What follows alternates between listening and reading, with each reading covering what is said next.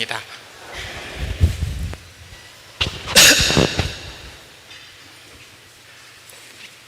사람들에게는 다 이게 무너지고 나면 내 삶이 끝장이야 이렇게 생각하는 어떤 삶의 버팀목들이 다 있는 것 같습니다.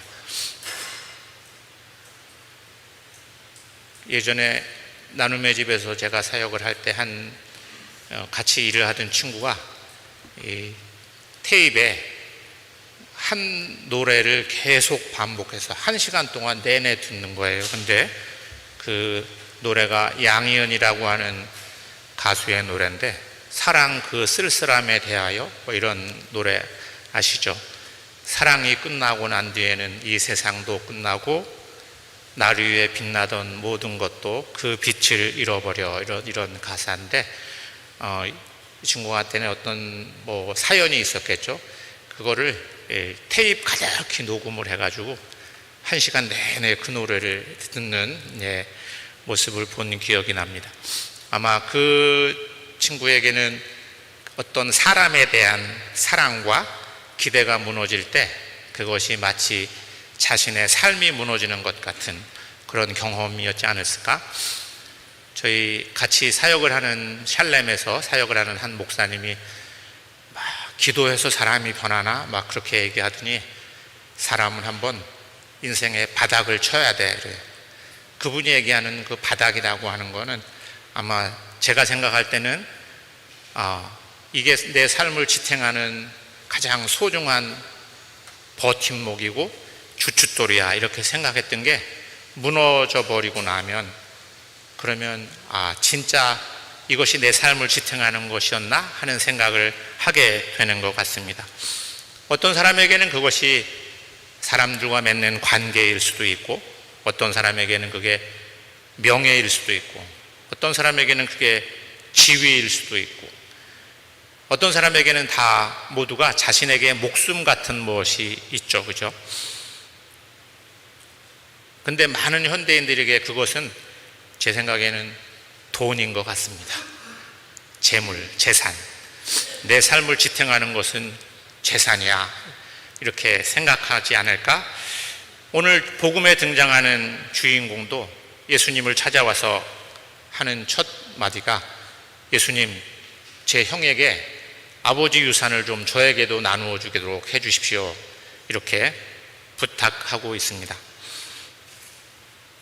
예수님께서 하신 첫 번째 대답은 누가 나를 너희의 재판관이나 재산 분배자로 세웠단 말이냐 이렇게 말씀하세요. 여러분들에게 하느님은 어떤 분이신가요? 예수님이 첫 번째 대답은 나는 너희들의 재산을 증식시켜 주긴 재산을 늘렸다 줄였다 하는 사람도 아니고 너희들이 잘하는지 못하는지를 심판하는 그런 사람도 아니야 이렇게 말씀하시고 있습니다. 그리고 그 자리에 있던 모든 사람을 향해서 예수님께서 하신 말씀은 어떤 탐욕에도 빠지지 않도록 조심해라 이렇게 말씀하시면서 오늘 저희가 들은 비유의 말씀을 해 주십니다. 근데 제 눈길이 간 것은 그냥 탐욕에 빠지지 말아라 이렇게 말씀하시는 게 아니고 어떤 탐욕에도 빠지지 말아라 하는 말씀. 사람이 어떤 탐욕에도 빠지지 않는 것은 가능한 일일까? 저는 제가 이렇게 청년 시절 20대 초반이었는데 제가 막 검정고시 공부를 할 때 제가 많이 이렇게 뭐 불교 공부를 제가 막 깊게 심취해서 한 사람은 아닌데 그때 그냥 불교 경전을 읽은 것 중에 반야심경이라고 하는 거 있잖아요. 근데 거기 보면 세상은 고통의 바다야, 고해. 그런데 그 고통은 집착에서 오는 거야.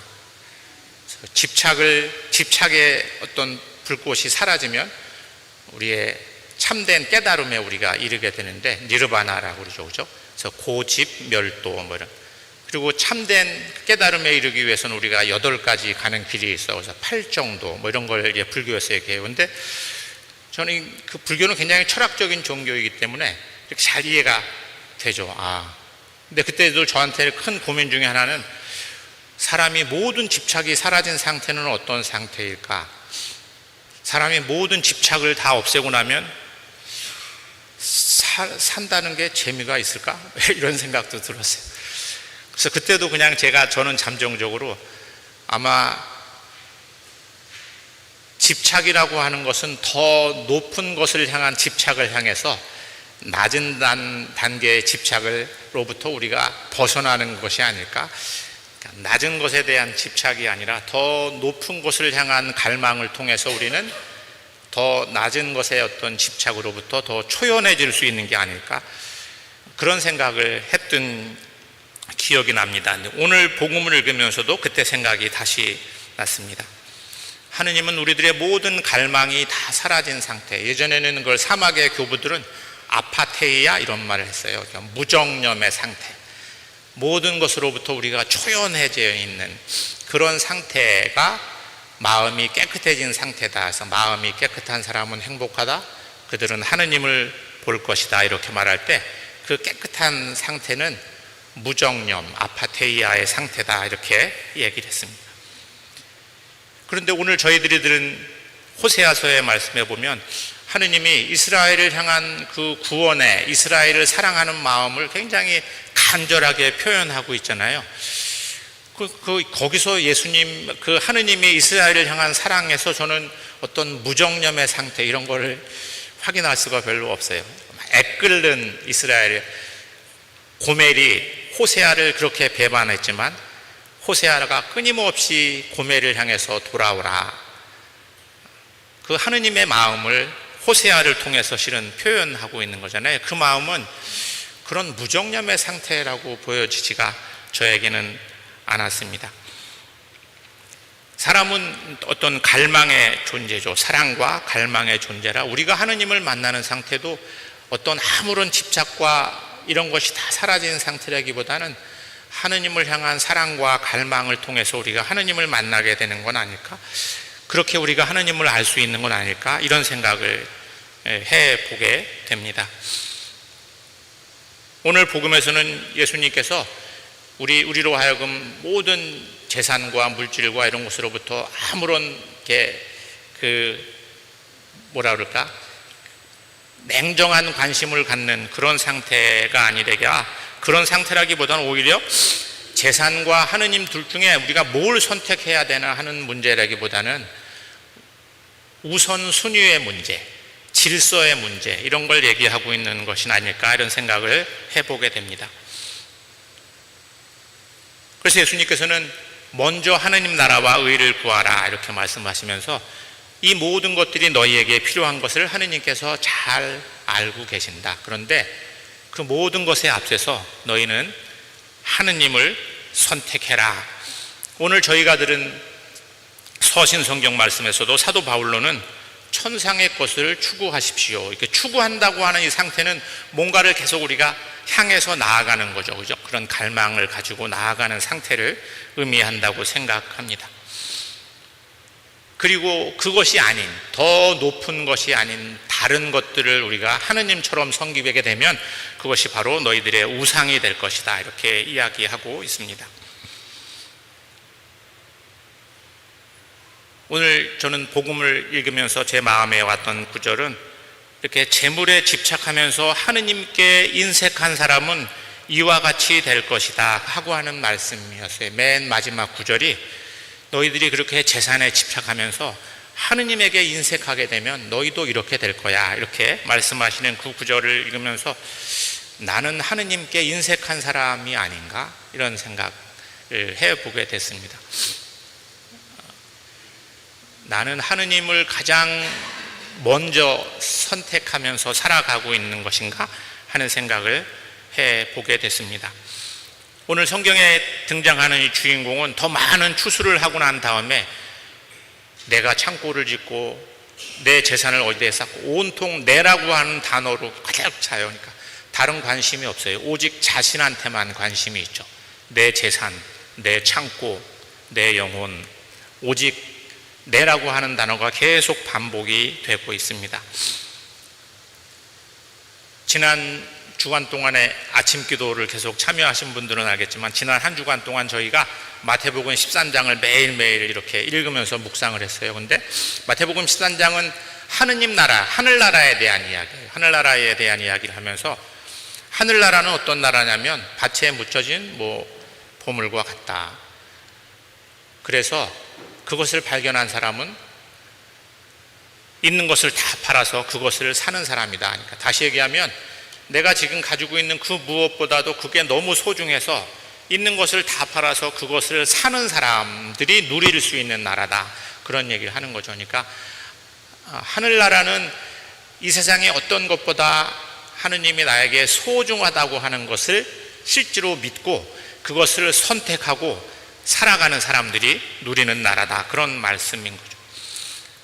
근데 내가 하나님한테 인색해지면 그것을 선택하기가 어렵잖아요. 그죠? 나는 어떤가? 이런 생각을 복음을 읽으면서 하게 됐는데 오늘 제가 말씀드린 그 구절을 유진 피터슨 목사님이라고 하는 분이 번역한 메시지라고 하는 성경에서는 이렇게 번역을 했어요. 너희의 창고를 하느님이 아니라 너희 자아로 채우게 되면 바로 이렇게 된다. 이렇게. 그러니까 너희의 창고를 하느님이 아니라 너로 가득 채우면 그러면 너희는 이렇게 될 것이다. 결국은 내가 나를 선택하나 여기서 나라고 하는 거는 모르겠습니다. 이렇게 우리가 그걸 어떤 사람들은 거짓자 이렇게 표현을 하기도 하고 또는 작은 자 이렇게 진짜 나를 선택해야 되는데 거짓된 나를 계속 선택하고 살아가면 너희도 이렇게 될 것이다. 이렇게 이야기를 하고 있는 거죠. 하느님 나라는 하느님을 가장 우선적으로 선택하는 사람들이 누릴 수 있는 나라입니다. 근데 실은 우리가 붙잡고 있는 것은 하느님이 아니라 다른 거일 수 있다는 거죠. 아침 기도 시간에 제가 오늘 7시 예배 내가 이 얘기를 설교 시간에 한두 차례 했던 것 같아서 제가 또 하기 그래서 제가 또 했더니 아무도 기억을 못 하시더라고요. 제가 아마 여러분들도 들었을 거예요. 한 사람이 낭떠러지에서 떨어졌는데 간신히 한 나뭇가지를 꽉 움켜잡고 있었어요. 이걸 놓으면 죽게 되는 거죠. 아까 제가 말씀드린 버팀목 같은 거예요. 이걸 놓으면 나는 죽어. 이게 내 삶을 지탱하는 거야. 이렇게 꽉 손잡고 있었는데 소리를 질렀어요. 거기 누구 없어요? 살려주세요. 아무도 대답이 없어요. 더 큰 소리로 살려주세요. 근데 갑자기 이제 아무도 없다는 걸 확인하고 하느님 제발 살려주세요 하고 간절하게 기도했죠. 하늘에서 소리가 들렸어요. 다 들어서 아시겠지만 그거 놔라. 네가 잡고 있는 걸 놔라. 그랬더니 뭐라고 그랬다고 그랬죠? 제가 이 사람이 거기 다른 사람 없어요. 이렇게 얘기해. 실은 우리는 하느님이 아니라 다른 거를 하느님처럼 꽉 붙잡고 살아가고 있는지 모르겠어요. 이거 놓으면 나 죽게 될 거야. 이렇게 생각하는 게 사람들마다 다 있죠. 두려움은 우리가 하느님보다는 나뭇가지에 집착하도록 만듭니다. 그것을 우리는 우상이라고 하기도 하고 오늘 복음에서는 탐욕이라고 말을 하기도 합니다. 그래서 하느님은 부활하신 예수님께서는 처음 부활하시고 제자들을 만났을 때 하신 말씀이 마리아를 향해서도 두려워하지 마라 이렇게 말씀하시고 문을 꼭꼭 닫아 걸고 있는 제자들에게 나타나셔도 두려워 말라 너희에게 평화가 있기를 이렇게 말씀하십니다. 그런 무엇에 앞서서 두려움보다는 하느님을 향한 신뢰, 믿음을 선택하라고 우리에게 얘기합니다. 정말로 가장 소중한 것을 얻은 사람들은 다른 것이 별로 중요해지지 않아요. 그죠? 제가 어린아이들이 자기가 제일 좋아하는 장난감을 딱 손에 쥐는 순간 다른 것들엔 관심이 없는 것처럼 우리가 가장 소중하다고 여기는 것들을 갖게 되면 다른 것들로부터 우리가 초연해질 수 있게 되죠. 그게 더 이상 나를 흔들지 않습니다. 나를 불안하게 하지도 않습니다. 베네딕토는 수도원에 찾아오는 수도승이 되겠다고 찾아오는 수도자들을 분별하는 첫 번째 기준을 뭐라고 얘기하냐면 그 사람이 하느님을 찾는 사람인지를 봐라. 그렇게 가끔 제가 이렇게 신부님 나도 성직을 하고 싶어요. 아니면 내가 수도원에 가고 싶어요. 그러면 제가 예전에 새로 서품 받은 후배 신부님들을 데리고 피정을 들어갔는데 한 신부님이 이렇게 너무 좋아서 이 칼라, 저희를 이걸 로만 칼라라고 하기도 하고 저희는 도구 칼라라고 그래요. 개목걸이라고 그래서 개처럼 하나님한테 끌려다니는 인생이다. 그래서 도구 칼라라고 하기도 하는데 이게 그럴싸해 보이는 거예요. 이거 실은 목사님들도 이거 성공의 신부들이 차고 다니면 뭐가 있어 보이는데 목사님들은 그런 게 없으니까 우리도 저런 거 차고 싶다고 말씀하시는 분도 계시는데 너무 좋아가지고 이걸 차고 서품 받은 날 이거를 그냥 목에 이렇게 차고서 잠을 잤는데 이튿날 여기가 다 파여가지고 자국이 지워지지 않아서 힘들었다고 얘기한. 어떤 사람은 그렇죠, 막 수도복이 멋있어 보여서 난 수도원에 들어가면 뭔가 거룩한 사람이 되지 않을까 이런 생각을. 옷을 바꿔 입는다고 우리가 거룩한 사람이 되는 건 아니죠, 그죠? 그 사람이 하느님을 찾는 사람인지를 봐라.